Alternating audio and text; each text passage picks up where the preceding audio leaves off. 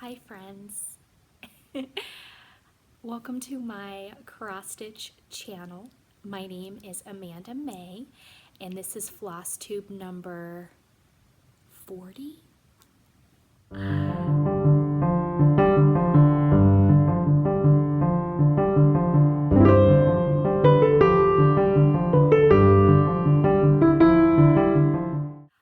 If you are new to my channel, welcome. And if you have been with me for any length of time, welcome back to my little corner of cross stitch heaven, where I love sustainable stitching and having fun and laughing through my mistakes. I am so happy to be here this week. And before we talk about stitching, my current projects, my new book, all those new things, I need to deal with the elephant in the living room. I would like to give a tremendous shout out to Long Dog Stitcher Jenny, who so politely let me know that I misspelled something on my brand new pattern. I misspelled a word. And I was horrified and shocked and ashamed, and I cried about it, was able to go downstairs in the middle of the night and fix the mistake, re-edit the pattern, and upload it to my Gumroad store for digital download. One of my absolute fears has always been spelling bees, and I believe I said in the very first episode of Flosstube that I was a whole language learner. And what that means is I did not learn phonics. I learned a very poor way, inefficient and horrifying way of learning how to spell the English language, where they tell you to look at the whole word and not sound it out. Spelling has always been my Achilles heel, and I told myself the worst thing that I could ever do was get on the world stage and misspell a word. That was one of my biggest fears ever. Well, 40 weeks into Flosstube, and I did just that. Thank you all stitchers who joined me around the world, and you were witness to my glaring spelling mistake. This is my pattern fixed. Nurture, tend, enrich, transcend. I fixed it at 1 o'clock in the morning Eastern time, and then didn't sleep the rest of the night because I was embarrassed and horrified. This is the pattern that I showed you that I stitched. You see that D right there? It should be a D- for spelling. I had this up on my wall for 4 months. I finished stitching this in the end of October of last year, and I submitted this to a magazine. I had a couple people look at this and proofread my magazine pitch, look at my pattern. I've had this proudly displayed in my dining room where I've had guests over, we've had birthday parties. Nobody said anything. When I asked a few people, hey, did you notice that this word was misspelled? They all said to me, no, Amanda May, we didn't notice because we look at the whole word and there's a D in transcend, right? So I didn't see a problem. The moral of the story, everyone, is that I have whole language learner friends. So there is my beautiful ode to my whole language learning.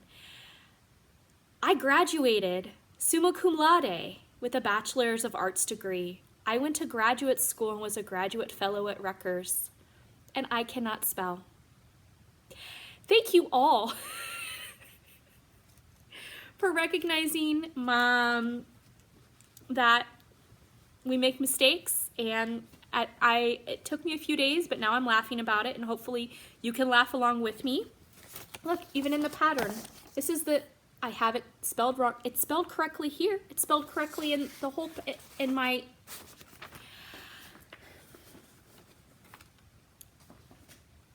there you go. I'm human. I make mistakes. I've got my TARDIS mug because what's coming up soon is a very important holiday in May. May the 4th. May the 4th be with you. It's a Saturday. And, you know, I figured we should stitch something science fiction related. Star Wars related. And I think we should stitch something in a science fiction fandom, or something, you know, Star Wars specific. I did some research to see about official licensed cross-stitch patterns, and I wasn't having a whole lot of luck. You know, a lot of people do artistic stuff that is not licensed, and but so I thought, what about any type of science fiction, fantasy, your favorite ship? And join me on Saturday, May the 4th, for cross stitch and ships. So a nautical ship, a real ship, you know. May the 4th be with you. So it was just an idea. And then I thought about instead of ships, like other modes of transportation, you know, and then I thought about the Wizard of Oz and, you know, flying on a broom, that's fantasy, and broom flying. And the reason I thought Wizard of Oz is my neighbor let us borrow the Wizard of Oz VHS. My kids have never seen Wizard of Oz. I know, shame, shame, shame. My kids have now officially been introduced to Wizard of Oz, and I saw that the Russian cross-stitch company, Owl Embroidery, I'll link it below. They have a free pattern for the Wizard of Oz to stitch along, and I was thinking, you know, the broom is like a travel, or the bubble that Glinda the Good Witch is floating on is like science-y, fantasy, transportation-wise, or, you know, ships. Look at this. Oh my gosh, why did I pick this up again? Da, da, da, da. So May the 4th, it's also, it is also, let me see if I can do this here. Maryland has the Wool and Sheep Festival happening on the same day.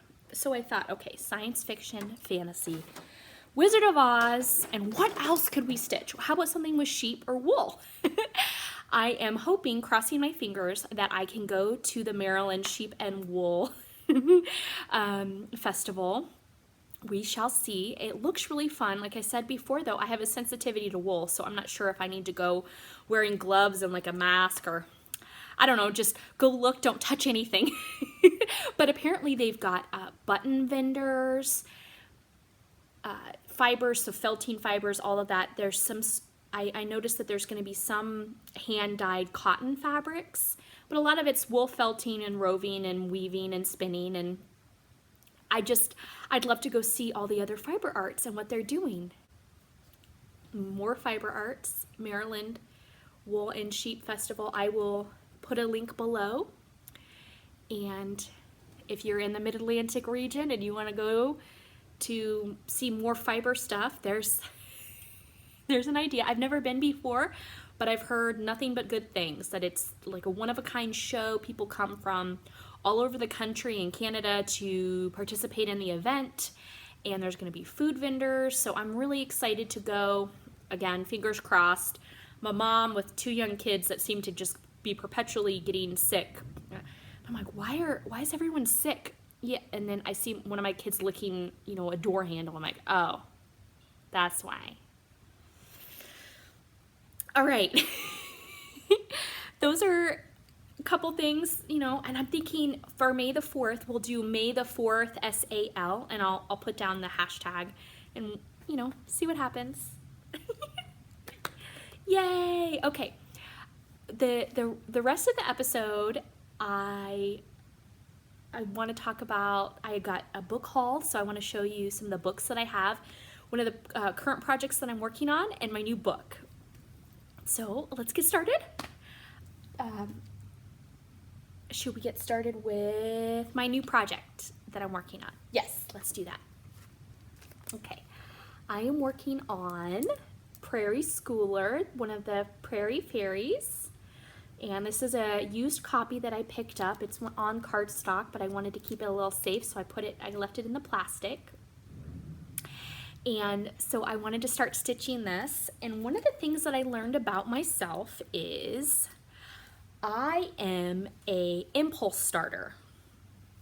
And what I mean by that is that if I want to start something, I just pick up fabric and just start. Not always the best choice. Let me set these down. So I in the middle of the night picked up this fabric that I'd gotten at the thrift store, and I did a quick little like test stitch thingy on it, and then I started stitching. And it came from the thrift store. Someone had already kind of like did a little whip stitch on the top. And so I started stitching it, and I didn't realize that the person had used a pin to permanently mark the center of the piece. I told you all that I basically stitch by candlelight, right? I mean, it's not kerosene lamps, or it's like a Himalayan salt lamp, one of those. It's got the like pink hue. So basically I'm stitching by candlelight for all intents and purposes. So this is the lesson that I have learned as a new stitcher. Impulse starting a project in the middle of the night when you can't sleep. After you misspell a word and showcase the pattern to the whole world to see, it's probably not the best choice, right? So I think I'm gonna make a little like flower or something to put right here to cover up the pin mark. I also think I'm just gonna stitch the whole thing and then wash it, because I decided to use, as you can see that I'm using totally different colors. I decided to use my new Sulky threads that I got, and they came in a pack, and I wanted to show you the pack. So this is, I got this just pack. I wanted to see some different colors, so I ordered it, and then so I was like, what if I stitch this whole Prairie Schooler using this pack of colors that I got? So that's been my challenge, and I'm really excited about it. I will say, here, let me put him. I'm trying to scoot forward without knocking over everything. Okay. Let me put him down. I'm really excited. I used like the gray here for the wings. I used one strand, and then for the dress I'm using the turquoise and the split pea. And I'm thinking about doing the fairy skin in the brown, but I'm not sure because it's charted for the face to have the cheeks in a pink. And see this pack, and I was going to challenge myself to do it all from this pack without using any other colors, just this sample pack, or what is it, curated collection. But that pink is really pink, so she would have really, really pink cheeks, and then there's a purple, and or do I not stitch the cheeks at all, or do I just do her face without using these threads? But I liked the idea of having the brown for the face and for her hands. I just don't know how to do her cheeks. If you're looking at the difference in the coverage, I want to talk about that.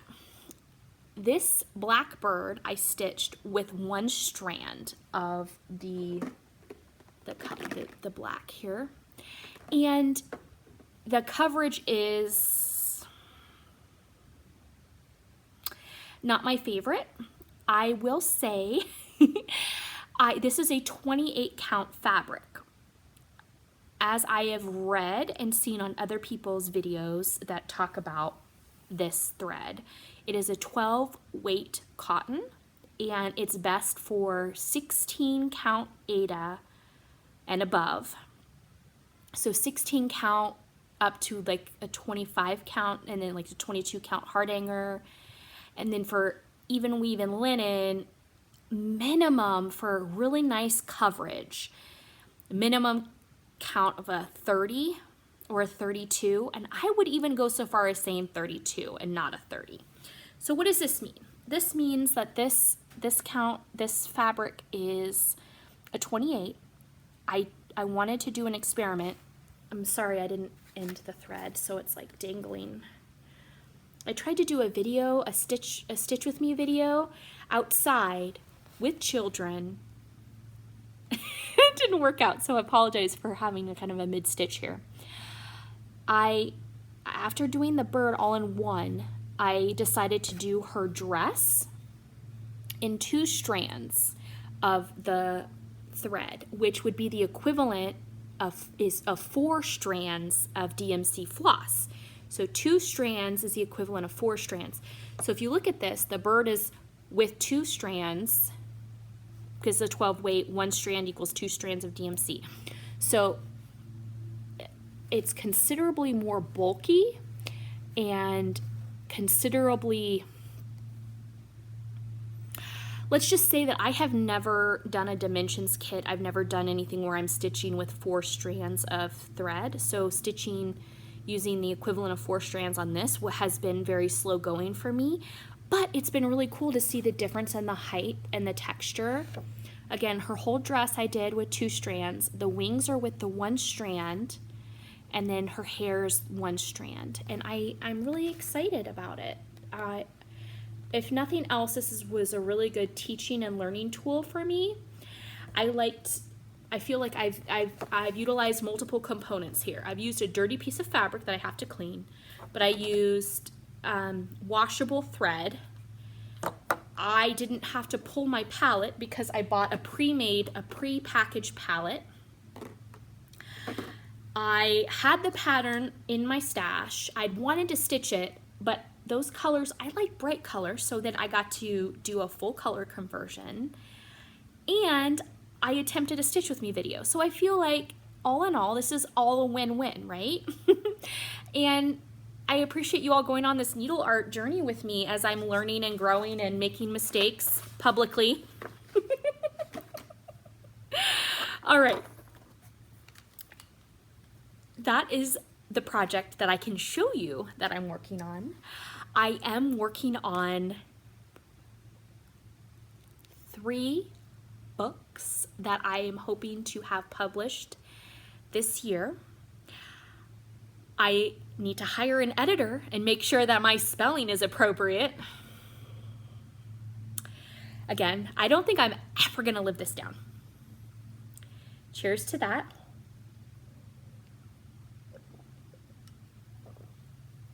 But on a happy note, my new book is out. May stitching starts, and it's my notebook for planning, organizing, and starting 31 projects in the month of May. 31. And if, say, you've got 30 projects ready and you're like, I need one more project, well, I got you covered. In the back of the book, I have the concept art. Here, I have the concept art charted. I will say that because it's a smaller piece, it's only charted with 39 colors, so it gives kind of it does have a bit of a pixelated look to it because I didn't use more than 39 colors. I do have other full coverage patterns that I'm working on that have minimum of 80 colors in the palette. This was just, I was having fun. It would be awesome if someone wanted to start a full coverage project from me, with the understanding that I am not a Heaven and Earth Designs. I'm not affiliated with them. So this is a totally different style of full coverage, but hopefully the symbols are readable and large enough. Let me just show, like, this is the last page of the pattern. I put a flip through up on Amazon. I have my Author Central where you can see my other published books, and I'll put the link below. I did a little flip through of the book, and I'm really proud of it. I had some issues where it didn't post until I actually put this up in mid-March. But the way that the publishing thing works and stuff, it didn't actually post live until a little after April 1st. But I'm hoping you still had enough time, if you want to get the book, and use it for Stitch Maynia. I am not affiliated in any way with Stitch Maynia, but I have been so inspired by everyone's stitching and their projects. And I just thought, if you're going to start something once a day, why not have a book to help track it? All right, I got a couple. My next point I wanted to talk about is my book haul. I am slowly curating my book collection. I worked on one of my bookshelves, one of the little pieces that you put in to help the shelf stay, it had fallen. And it's amazing what one tiny little brad or bracket can do to keep a whole project stalled. I ended up getting the bracket, getting my shelf put up so I could put a new shelf of books, or a new book collection up, and I'm really excited. So I have all of these new things to add. I have embroidered silk ribbon treasures. Oh, amazing. I listened to Gary Parr, Fiber Talk, speak to two of the board members, the trustees for the National School of Needlework, the Royal School of Needlework, that is at the Hampton Court Palace in England. And they were talking, and one of the trustees or board members said that she loves the silk ribbon, and I was like, oh, it looks amazing, and I want to learn how to do that. But look at this. Okay, isn't that the cutest? Look at that. Oh my gosh, so precious. Beautiful book with beautiful photos and projects in here. I got quilts for babies and children. This came out in the, it's older, and look at the copyright 1977 on this artwork. Look at that cute little, oh, so cute. So this got some really awesome patterns and different things. Most of these are it's all hand drawn, but I thought, you know, look at this USA quilt for the space shuttle launch. And again, that's, you know, from the late 70s. And they have, so the space shuttle, again, May 4th, you know, choose your favorite spaceship to stitch. And I really liked this, the astronaut quilt with the different ships. Full disclosure, I always wanted to go to space. When I was little, you could get the VHS tape of the space camp, like recruitment video, where you could watch and learn about the space camp and then go to space camp in Florida. And that's something that I always wanted to do my whole life. And Goddard Space Flight Center is here in Maryland, and I've always wanted to do a tour. And I know some people that have worked for NASA, and it's really awesome. And I don't know, maybe that's why I love science fiction so much. And wouldn't it be cool to go to space? One of my kids says they love to go to space, and I said, well, you know, I think his ticket is at least $250,000 per seat on the Elon Musk to go up. Anyway, okay, what else did I get?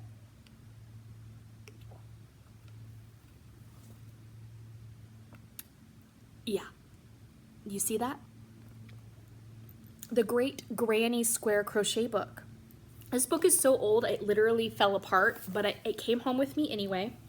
But inside, I feel like I got some other goodies. And I mean, don't we all need Tab in our life? Is he drinking Tab? No. I like the folding floor pillow. There is also, this is the one I like. I got the book for this pattern. The little bird and the kitty cat. Isn't that precious? And I don't knit or crochet. It is a magical, mythical endeavor that I have tried and failed at crochet. However, I can truly appreciate a good stitch. But I want to see, you know, if one of you, again, this is the book falling apart. I mean, who can't resist wearing a good granny square? And I will say that my granny square sweater that I wore in one of my videos has been the favorite. Yes, yes. Along those lines, picked up this book for a friend, but I wanted to show it to you all just in case you were interested. Everyday lace pattern stuff. I know a lot of people are stitching socks, so I wanted to show that. And then I believe last week we talked about the Encyclopedia of Antiques and what you should be collecting according to, you know, the author from 1968. This is the companion book that I got, and the reason I picked up this book was it had a picture of a chatelaine right here. And then I was like, are those fractor flower stuff? So you all have taught me so much, but there's a history here of the chatelaines, and I thought it was lovely. And then, oh look, those boxes, those beautiful shaker boxes that you all taught me about. Oh, but wait, there's more. All the quilting and beautiful things. While this is a gendered book, it still had some lovely information about some gorgeous antiques that all of you have helped me to appreciate more. So thank you for that. Oh, I have so many more books to show you, but we'll wait until next week.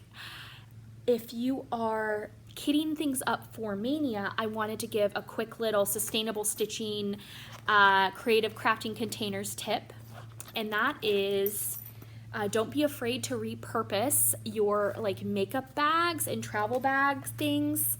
I picked these up at the thrift store. I think I got them for $1 a piece. This one had never been used. It's like a makeup tote, but like these fit like right in my little tote here. And so it's just a thought, you know, you can always reuse containers. I mean, the drawback obviously is that they're not clear vinyl front. And then I wanted to show, this is the last example. I got this at the thrift store as well. I paid $1 for it. It's like an iPad or like a tablet. But I thought, well, you could even keep like a project in here, right? So, and then maybe I could modify it and add something like to help with my threads. But it's like a cute little travel case. I figured just throwing it out there. I know a lot of people are kitting up for Maynia. I have my basket here. I reused here a basket container. when you go to the dentist and they give you the free toothbrush with the dental floss. I used that for one. I got another project that I'm going to publish soon. Oops. And a clear vinyl. I got this. It's a pencil pouch that I got at the dollar store, and it was a clear vinyl with a 3-hole that I can organize. I'm gonna put stuff in. But then, oh, and then I haven't started this yet. I want to though.